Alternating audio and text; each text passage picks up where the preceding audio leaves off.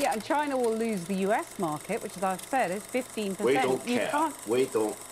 We don't care. China has been here for 5,000 years. Most of the time, there was no United States, and we survived. And if the United States wants to bully China, we will deal with the situation without the United States. And we expect to survive for another 5,000 years. Some say as long as there's a tag saying made in China, the bag can never be luxury. However, in fact, more than 80% of the luxury bags in the world are made in China.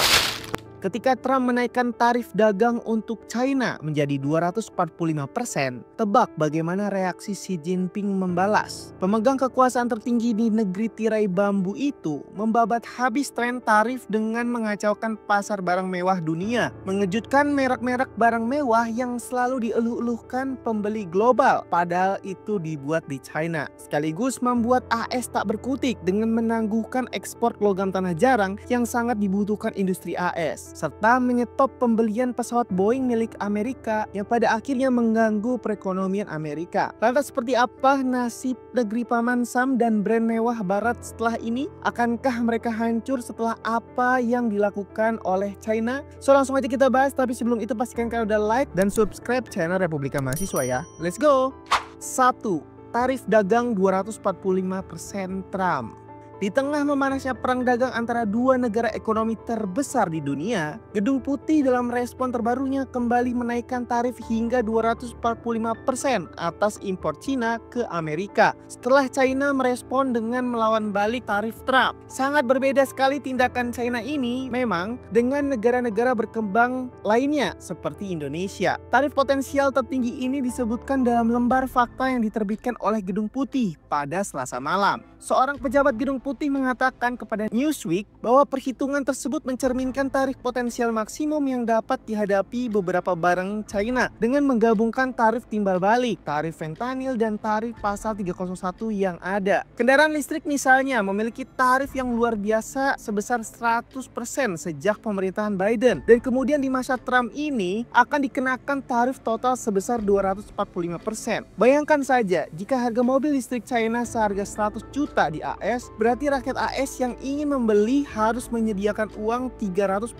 juta rupiah dan membuat barang China menjadi kalah bersaing akhirnya di pasar Amerika. Jika dilihat mungkin ini adalah tindakan Trump untuk menolong perusahaan pendukungnya yaitu Elon Musk agar mobil Tesla terus bisa bersaing karena harga mobilnya menjadi lebih murah ketimbang mobil-mobil China yang berkeliaran di Amerika. Sebagai tanggapan, juru bicara Kementerian Luar Negeri China, Lin Jian, mengatakan pihaknya telah berulang kali mengatakan posisi seriusnya mengenai masalah tarif ini. Perang tarif ini diprakarsai oleh Amerika Serikat dan tindakan balasan yang diperlukan China adalah melindungi hak dan kepentingan sahnya serta keadilan dan kesetaraan internasional yang sepenuhnya masuk akal dan sah, katanya dalam sebuah keterangan pada hari Rabu lalu. Kendati demikian, baik Amerika maupun China, keduanya mengatakan terbuka untuk berunding meski tindakan balasan lebih lanjut mungkin akan terjadi. Secara terpisah, pemerintahan Trump sedang membahas kesepakatan dagang dengan sedikitnya 15 negara yang telah mendekatinya dan berusaha bernegosiasi, walaupun Trump menanggapinya dengan mengejek. 2. China mempermalukan brand mewah barat. Berlatar belakang perang dagang yang kian sengit, China melalui sejumlah kreatornya menghebohkan jagat dunia maya dengan video viral yang mengungkapkan jika tas luxury brand mewah super mahal sebenarnya itu dibuat di China dengan harga murah yang diduga di rebranding oleh brand-brand terkenal dunia. Mengapa ini sampai viral? Faktanya beberapa video yang diunggah oleh akun TikTok @sn.bag sukses mengacaukan mindset orang tentang barang mewah dari barat dan ingin menggarisbawahi dominasi China dalam bidang manufaktur nomor 1 di dunia dan menghancurkan mitos-mitos merek barat lebih unggul daripada brand dari kualitas barang China. Padahal faktanya luxury brand yang diisukan tersebut menggunakan bahan dan pembuatan dari industri dan tangan-tangan terampil dari warga China. Sebagai contoh, tas Hermes Birkin yang dijual seharga $39.000 atau sekitar 650 juta hanya menghabiskan biaya produksi sebesar $1.400 saja atau setara 23,5 juta saja di China. Sungguh luar biasa bukan perbandingan produksi dan harga jual tersebut. Tapi ketika barang dibawa kembali ke Prancis atau negara barat terkenal yang disematkan logo Hermes, Louis Vuitton dan kawan-kawannya, harga tas langsung menjadi 640 juta rupiah. TechCrunch menyoroti kreator yang menyasar merek dari Louis Vuitton hingga nama kelas menengah seperti Lululemon dengan menegaskan bahwa pabrik-pabrik di Cina menggunakan bahan yang sama untuk keduanya. Pesan mereka relevan, mengapa harus membayar ribuan dolar lebih mahal hanya untuk pencitraan mereka saja atau hanya untuk sebuah logo. Cina menantang kepercayaan pada harga barang mewah sembari mengarahkan pengguna ke platform yang menawarkan barang identik tetapi dengan harga jauh lebih murah di mana kamu dapat memesannya secara online di pabrik-pabrik di Cina. Nah, dengan latar belakang perang dagang Amerika-Cina yang sengit, Financial Express mengungkapkan bahwa para kreator Cina membuat video-video ini sebagai pembangkangan dengan menyatakan kamilah yang membuat semuanya. Dengan begitu, Cina menegaskan dominasi manufakturnya sebagai nomor 1 di dunia dan membongkar mitos merek barat yang selama ini selalu dieluh-elukan. Padahal produk mereka banyak yang dibuat dari pabrikan Cina. 3. Stop pembelian Boeing dan stop ekspor logam tanah jarang untuk AS. Jika Trump tanpa ragu meningkatkan tarif demi tarif, maka Xi Jinping pada gilirannya punya sejuta cara untuk mengimbangi tekanan dari Amerika secara nyata. Salah satunya dengan memerintahkan maskapai penerbangan negara menghentikan semua pesanan pesawat Boeing dari AS hingga meminta maskapai penerbangan Cina agar tidak membeli peralatan terkait pesawat terbang dari perusahaan Amerika. Akibatnya saham Boeing terpantau langsung anjlok 3% pada hari Selasa dan pesanan Boeing menurun. Mungkin Trump lupa bahwa Cina merupakan salah satu pasar terbesar pesawat Boeing. Di sisi lain, Boeing merupakan bagian utama dari ekonomi Amerika, menyumbang setidaknya sekitar 79 miliar dolar Amerika Serikat dan mendukung 1,6 juta pekerjaan baik secara langsung maupun tidak langsung kepada rakyat AS. Selain pembatalan pesanan Boeing, Cina juga menghentikan pengiriman logam tanah jarang dan magnet yang penting bagi produksi Amerika untuk berbagai keperluan awal bulan ini. Kini Beijing tampil gagah dengan mendominasi rantai pasokan salah satu mineral tersebut. Sementara Amerika tekor karena logam tanah jarang merupakan komponen vital yang digunakan untuk produksi iPhone hingga kendaraan listrik mereka. Dan Paman Sam tidak punya opsi terbaik selain mendapatkannya dari Cina sejauh ini. Bukankah ini jelas ancaman untuk teknologi masa depan Amerika? Nah, gimana nih menurut kalian?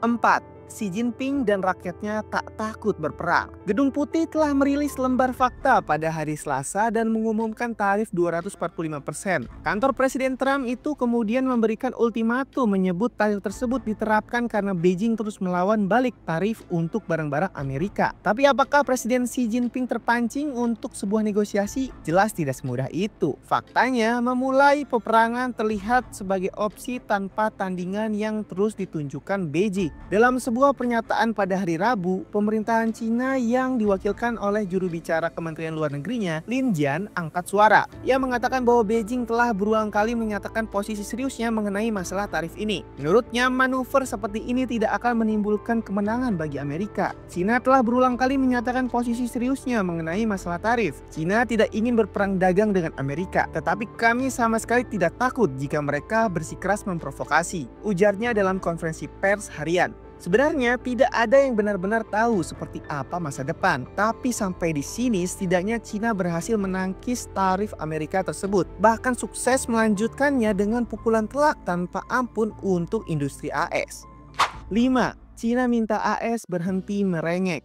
Trump berdalih keputusan tarifnya berangkat dari fakta bahwa Amerika pada dasarnya dirampok oleh mitra dagangnya, membuatnya berkewajiban untuk menghentikan itu. Adapun Cina telah memperingatkan untuk berhenti mengeluh tentang menjadi korban dalam perdagangan global. Jadi, apa yang sebenarnya terjadi? Pada Selasa malam, China Daily, media berbahasa Inggris dari Partai Komunis Cina, menerbitkan editorial mengatakan klaim berulang Trump bahwa Amerika sedang ditipu adalah menipu publik Amerika itu sendiri. Mereka mengonsumsi lebih banyak daripada yang diproduksinya. Mereka telah mengalihdayakan produksinya dan meminjam uang agar memiliki standar hidup yang lebih tinggi daripada yang seharusnya didapat berdasarkan produktivitasnya. The Guardian mengutip dalam rilisnya. Alih-alih tertipu, katanya menambahkan, Amerika malah menumpang gratis di kereta globalisasi. Sebagai kesimpulan, artikel tersebut menyebut Amerika harus berhenti mengeluh tentang dirinya yang menjadi korban dalam perdagangan global, serta mengakhiri perilakunya yang berubah-ubah dan merusak. Sebelumnya, juru bicara Gedung Putih, Caroline Leavitt, menyebut bola ada di tangan China. China tidak perlu membuat kesepakatan dengan kita. Kita tidak perlu membuat kesepakatan dengan mereka, katanya dalam sebuah pernyataan. Tidak ada perbedaan antara China dengan negara lain kecuali mereka jauh lebih besar, tambahnya. Para analis dan pejabat memperkirakan perang dagang akan berdampak signifikan pada kedua perekonomian negara, baik itu China maupun Amerika Serikat. Tapi pada hari Rabu, Biro Statistik Nasional China justru melaporkan ekonomi tumbuh 5,4% pada kuartal pertama. Namun kondisi di AS malah makin ricu karena terjadi demo kepada presidennya sendiri, yaitu Trump. Nah, kira-kira bagaimana dengan kondisi Amerika ke depannya? Apakah memang Amerika merasa kalah dari kemajuan China sehingga berbuat sampai sejauh ini ketimbang memfokuskan produktivitas negaranya sendiri? Coba tulis tanggapan kalian di kolom komentar ya.